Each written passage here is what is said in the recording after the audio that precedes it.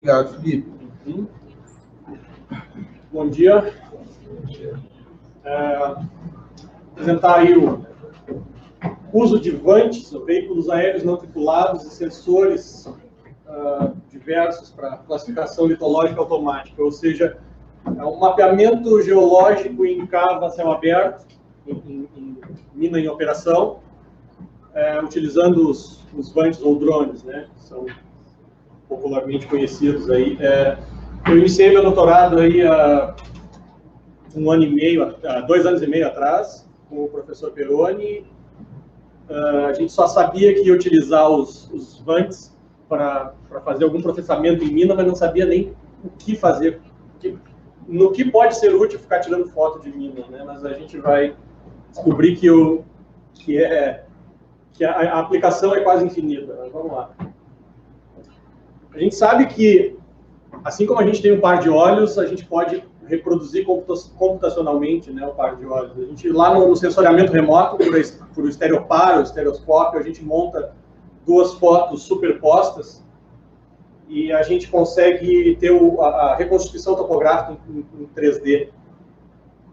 Mesma coisa na fotogrametria, ao invés de um par de olhos, eu tenho um par de imagens superpostas. E a cada novos pares de fotos, a gente tem essa noção de movimento. Não sei se vocês lembram daqueles videogames antigos em que o personagem estava na frente, logo atrás dele um plano se movendo mais rápido e atrás desse plano um outro plano se movendo devagar. É mais ou menos essa noção de movimento do que está mais próximo se mover menos do que o que está mais longe. E, obviamente, por uma matemática até relativamente simples, a gente consegue determinar algumas distâncias. E esses pontos análogos entre uma foto e outra, por comparação dessas distâncias, a gente consegue fazer toda a reconstituição topográfica. Tá? A gente usa aí uma superposição e não sobreposição, como está escrito. Foi eu mesmo que fiz, tá? Depois eu corrigi em algumas imagens, não corrigi nessa. Esse era para ter uma animação aqui, não... Enfim. Clicando no computador.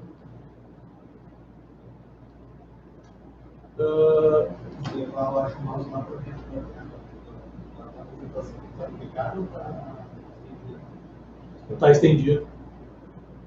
Tu diz para cá? Onde é que ele está? Aí, ó. Nada como ter um professor. Eu acho que ele está me ignorando aqui, mas vamos lá. Isso aqui é uma nuvem de pontos. Tá? Essa imagem de fundo aí é uma nuvem de pontos da reconstituição topográfica feita a partir de imagens tomadas por um VANT comum, comercial, 20 megapixels, RGB, câmera comum. Comum não, é uma câmera muito boa, mas é uma câmera de espectro visível. Isso que a gente está vendo aqui atrás não é uma imagem, por isso que tinha um vídeo, ele é um modelo computacional de milhões de pontos, não me lembro quantos, tão densos que parecem uma imagem, e isso que a gente tem aqui à esquerda foi o levantamento, tá? Dessas imagens que resultaram nesse modelo. Mas com linhas com superposição controlada, e a partir disso a gente tem um modelo. Com informações do modelo, dos pontos x, y, z mais o espectro visível, a gente diferencia algumas coisas. Nós, humanos, diferenciamos que o minério é um calcário com apatita, é um minério de fosfato, e o estéreo é um jaco-piranguito, é preto, ou muito escuro. Os geólogos me perdoem. Se eu, como ser humano, consigo diferenciar o minério do estéreo, o computador tem que ter um jeito de fazer também. Por exemplo, informações úteis, como densidade e cor, podem me fazer diferenciar estéreo do minério. O VANT não consegue detectar densidade, não ainda. Eu não conheço nenhum sensor geofísico embarcável num equipamento pequeno. Então, aqui a gente está usando cor, por exemplo. Aí a gente consegue criar alguns clusters, alguns grupos, e que a densidade efetivamente não está sendo útil, apesar de, mesmo que eu tivesse essa informação, ela não seria útil. Então, a gente tem que prestar atenção nas informações que vão resultar em alguma coisa. Por exemplo, como é que eu diferencio laranja de maçã, como o professor João mostrou mais cedo, era maçã de pera, mas eu posso usar informação de peso, formato, cor, né? Posso criar um banco de dados e, a partir desse banco de dados, tentar encaixar a informação que eu tenho. Mas, se o nosso cérebro consegue entender que mesmo sendo preto e branco, mesmo sem cor, com tamanhos variados, eu sei que isso aqui é uma maçã e não uma laranja. Se eu botar um suco de maçã e um suco de laranja, o nosso cérebro vai saber. Então, o machine learning, ou os algoritmos de inteligência artificial, de aprendizado de máquina, eles também utilizam esse aprendizado como inputs que eu estou dando para ele. Isto é uma maçã, isto é uma laranja, e ele vai ter que se virar depois. Vai chegar um dia em que alguém está atravessando a rua a 200 metros com uma laranja na mão e eu vou saber, e o computador vai saber que aquilo é uma laranja. Como é que funciona? Eu vou entrar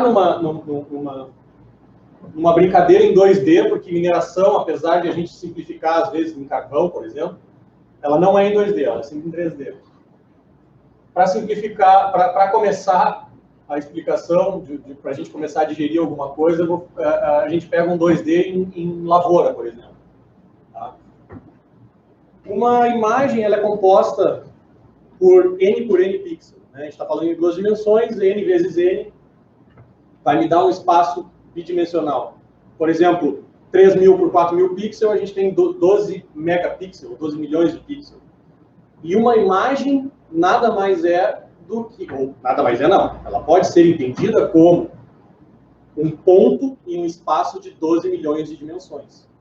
Algumas dessas dimensões são mais importantes que as outras, alguns pixels são mais importantes que os outros, e alguns agrupamentos de pixels são mais importantes que os outros, para explicar algumas variações. A tarefa do machine learning que a gente usa para automatizar essa brincadeira é poder trabalhar em 12 milhões de dimensões, por exemplo. Talvez a gente consiga reduzir, não precise das 12 milhões, talvez em 100 a gente já esteja satisfeito, talvez em 10 a gente já esteja satisfeito. No humano só consegue trabalhar com 3. Por exemplo, em 4x4 pixel, por exemplo, se a gente pegar da reflectância de verde, 4x4 pixel, eu já não, aliás, 2x2 pixels, eu já não enxergo. Meu cérebro só enxerga em 3 dimensões. Então eu vou escolher 3 pixels de vários grupos de pixels, 3 pixels desses, e fazer uma nuvem de pontos de 3 dimensões, onde o meu cérebro enxerga. Quando eu enxergar em 3 dimensões, eu vou poder, por exemplo, selecionar um pequeno grupo.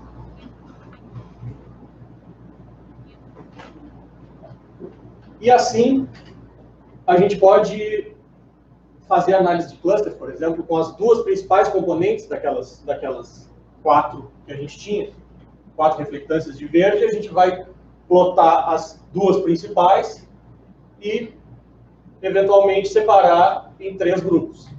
Né?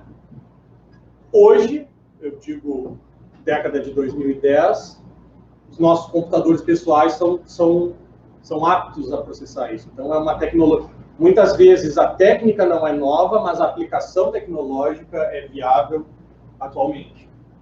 Tá? Então vamos voltar para o nosso exemplo em 2D aqui. Eu escolhi essa imagem ela não é do espectro visível, se eu não me engano ela é do limite do visível, que o nosso colega aqui, Felipe, participou da tomada dessas fotos. Ela é o limite do visível para o infravermelho. Essa imagem ela tem pelo menos 5 grandes grupos, tá, de vegetação. A 1 e a 2 são, sei lá, soja ou milho. Isso aqui é uma área de vegetação nativa e essas dois grupos de árvores diferentes.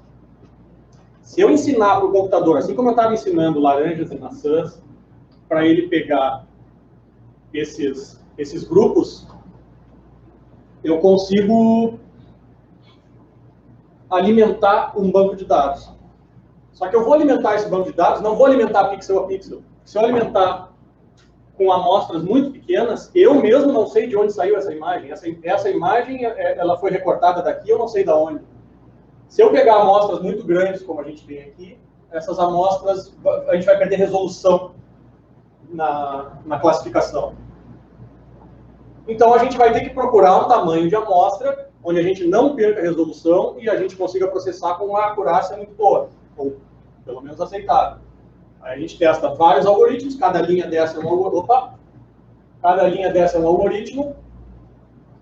A acurácia, como é que a gente mede a acurácia? A gente seleciona alguns dos dados de entrada, guarda eles e compara com os dados de saída. Esse é o eixo vertical. E aqui é o tamanho de amostra por pixel, por largura da amostra em quantidade de pixel. Tem alguns que nem, aliás, são dois, que nem sequer conseguiram processar, não é que eles estavam demorando isso. Abortaram porque era impossível de tanta amostra que a gente tinha. E aqui a gente pode ver que teve um deles, por exemplo, o Random Forest, que convergiu para 85% de acurácia com um tamanho de 24 pixels, por exemplo. Então, a gente tem um modelo classificado. Eu entrei com esses dados, fiz um teste de tamanho e fiz um teste de algoritmo. E o modelo final de 24 pixels foi aquele modelo lá. O nosso problema em mineração é que a gente não trabalha em 2D.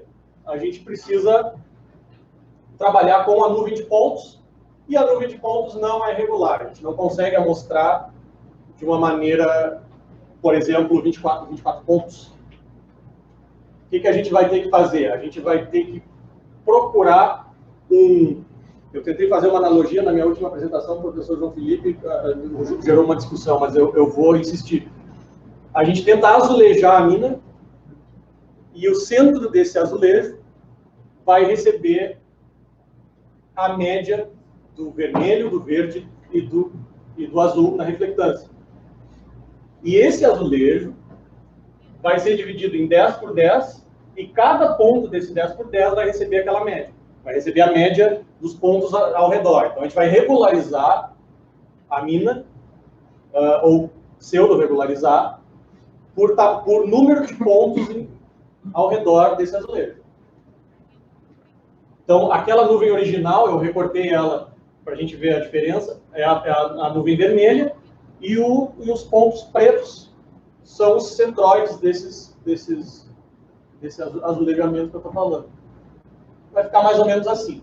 Ele vai buscar em um raio, cada ponto pequenininho desses aqui vai buscar ao seu redor um certo número de pontos com RG e B, e depois vai dar para o centroide pseudo-regular.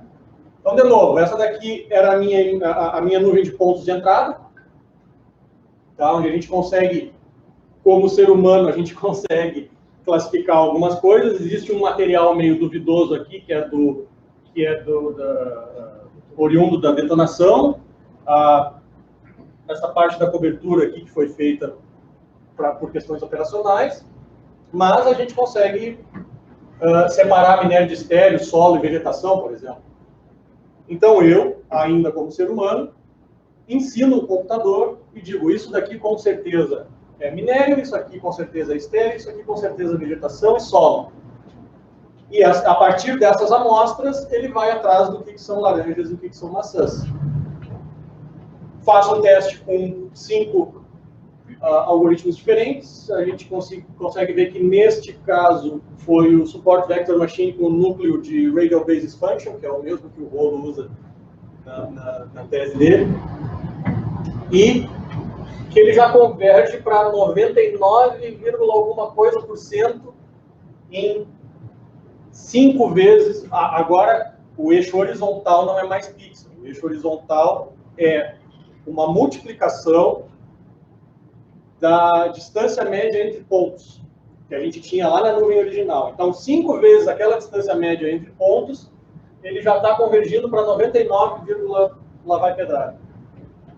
Para este algoritmo. Então, a gente vai selecionar este modelo aqui como modelo de saída. E aí está a nossa nuvem de pontos totalmente classificada. De novo, isso era para o espectro visível.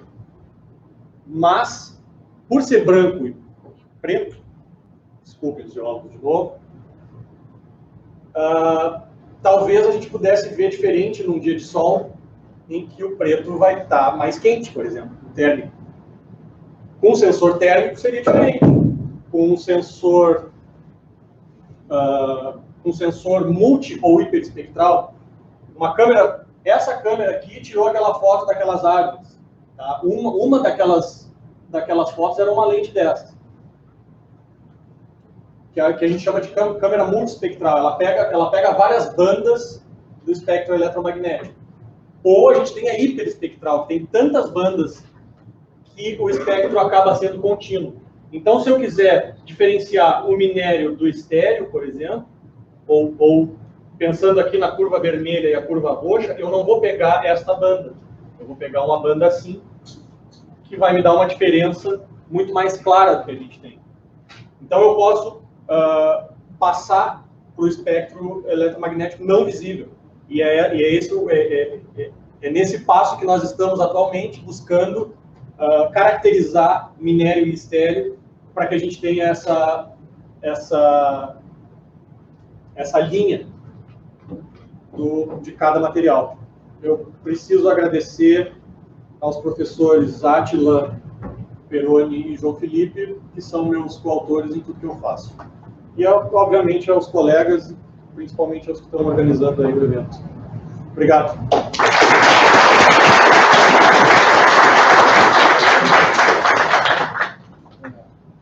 Abra a sessão para perguntas. Se alguém deseja realizar uma pergunta, por favor. Bom dia. Qual software você utiliza para programar as redes neurais? Para programar o quê? Desculpa? Para programar esse machine learning, por redes neurais, né? Não, ainda não é redes neurais. A gente está usando só algoritmos de classificação e algoritmos de clusterização, support vector machine, assim. A gente está usando script desenvolvido no laboratório mesmo, tudo Python. Tá? O Átila, tá o Átila aí? Não. O Átila, que é o mais hábil entre os autores, então ele é o programador, a gente discute tudo, mas quem bota a mão mesmo é ele. Mas é tudo feito por script próprio. Então, a nuvem de pontos ela é construída no Photoscan, ela é exportada em formato TXT. Tá? Cada ponto tem X, Y, Z, reflectância de vermelho, verde e azul, e a partir dessas informações o computador vai ter que se virar sozinho. Não, desculpa. Tem alguma perspectiva ou sabe de algum uso de índices da prévia ao machine learning para não só a identificação de uma determinada banda que escolheu, mas sim de machine learning para detectar qual índice seria mais útil para diferenciar metodologias? Boa, cara. O que acontece é o seguinte: mineração ela é muito diferente de lugar para lugar. Então, o minério fosfático em Cajati não é o fosfato de Patos de Minas. Sabe? Então, a composição mineralógica de cada local vai te dar aquela resposta, vai te dar curvas diferentes dessas aqui. E isso vai mudar ao longo da mina. Assim como um geólogo de uma mina trabalha há 20 anos lá, tem todo o banco de dados na cabeça dele, no sentido assim, ele já viu milhares de amostras de xenólito, jacupiranguito, e calcário dolonítico, ele vai bater o olho e ele vai saber vai chegar em 20 anos, 30 anos de alimentação do banco de dados, em que eu vou tirar uma foto de uma amostra e o meu banco de dados vai cuspir a resposta. Entretanto, se eu pegar aquele geólogo e largar em outra unidade, em outro país, mesmo com a experiência dele, ele vai ter as dúvidas dele. E a mesma coisa vai acontecer aqui. Se eu não posso, não existe uma resposta única, porque a composição mineralógica de cada mina vai mudar. Para a vegetação é uma barbada. O NDVI, que é o vermelho menos o infravermelho, dividido pelo vermelho mais o infravermelho, ele é muito atrelado à fotossíntese. Então, se a vegetação está doente, o NDVI vai dar baixo. E isso é fato. E vegetal precisa fazer fotossíntese, então não tem conversa. Agora, para minério, se tem ferro, se tem molibdênio, se tem, não sei, não vai ser igual. Não existe uma resposta para a tua pergunta, desculpa. Não sei se eu respondi. Não. Acho que sim. Mas o que eu estava pensando, na verdade, seria uma técnica de machine learning, no caso, para o computador conseguir entender essa diferença. Ah, sim. Não, tu pode usar o PCA, por exemplo, que é o principal componente da análise, que ao invés de eu trabalhar com 12 milhões de... Tem um paper, depois eu te passo, que o cara fez isso. O cara sobrevoou Washington com uma câmera hiperespectral. E a câmera tinha 120 bandas, eu acho que 120 bandas. E ele consegue mostrar que só as 5 primeiras bandas são importantes. As outras 115 são lixo, são ruído. Então está mais atrapalhando do que ajudando. Então ele usa o PCA para separar aquelas importantes. Isso pode ser feito sim. Inclusive podem ser criados índices, né? Posso pegar o vermelho mais o verde dividido pelo roxo, sabe? E isso tu pode ir testando na tua unidade. Só que, como eu disse, cada unidade mineradora vai ter a sua resposta.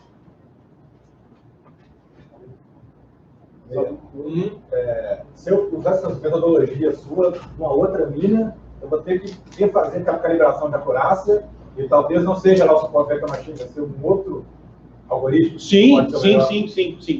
Porque imagino eu que com a utilização disso, tu vai ter assim é mais ou menos como um big picture de uma trigagem ordinária. Na média é tanto. Então, na média, eu vou ter uma resposta para Jacupiranguito assim no mundo inteiro. Se é que existe Jacupiranguito em algum outro lugar, senão em Cajati.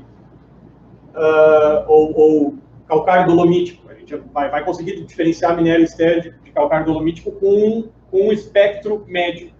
Mas, se tu quiser refinar a tua busca, se tu quiser adaptar bem para a tua mina e ter um corte de faca entre minério e estéreo, eu acho que tu vai ter que começar a alimentar com os teus próprios dados. Sim. E com o desenvolver da lavra, com novas frentes de lavra, tu detona, limpa e sobrevoa de novo, detona, limpa e sobrevoa de novo. Isso, semana após semana, tu vai... No final do trabalho, tu não vai chegar no lugar e falar, é esse. Não. Tu pode... No início, imagino eu, tá, que tu vá testar vários. Bom, agora, no próximo ano, a gente vai usar a Support Vector Machine com tamanho de tanto. Chega no final do ano, vamos fazer um testezinho de novo, ver se a frente não avançou demais, se o material em tempo de chuva, em tempo de seca, que nem acontece lá em Minas, tu vai mudar o espectro, pode mudar, pode hidratar algum mineral e pode te dar outra resposta. Então, não é alguma coisa que vá apertar um botão, o drone vai sair, porque imagino eu que os drones ou os vans, no futuro próximo, eles vão voar sozinhos. Ele vai programar ele toda quinta-feira de manhã, ele vai sair e vai fazer um sobrevoo. Vai voltar e vai por Wi-Fi e vai te descarregar essas imagens. Isso não vai eliminar o trabalho do geólogo de estar processando isso no computador. Só vai eliminar o trabalho do geólogo, aquele de 2 braços, de ficar é mais ou menos aqui, comendo poeira, sol na cabeça e tal, e correndo risco de cair alguma coisa. Ele vai te dar um pouco mais de atenção ao que tu está fazendo em laboratório ou em escritório e um pouco menos de trabalho braçal ou pernal de ficar caminhando na mina. Mais alguma pergunta? Temos tempo ainda. Ali no complementar que o estava falando correto ali, a questão de complexidade geológica vai determinar também, né, aquilo que o Beretta falou sobre o tamanho, né, da célula a ser utilizada, né? Qual é a resolução que tu precisa para detectar contatos que estão muito intermeados, muito interditados e dobrados, enfim, né? Isso tudo adiciona complexidade para tu conseguir, né, delinear bem os contatos. E aí, quanto mais complexo, a gente tem que imaginar que era mais complexo ainda também para fazer a detecção em campo, né? Se isso é importante, é relevante para mim, principalmente no processo que vem depois, né? Como é que funciona o processo de lavra? Isso aqui vai ser selecionado? Não. Ou se vai tudo numa conchada só lá depois, então não me interessa também separar isso aqui. Então a gente tem que ver entre o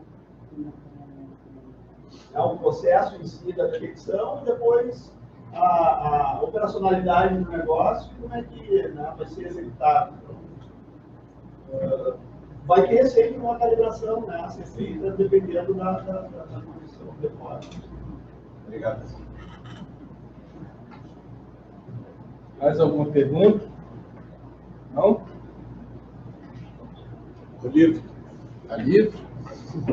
Valeu. Nossa.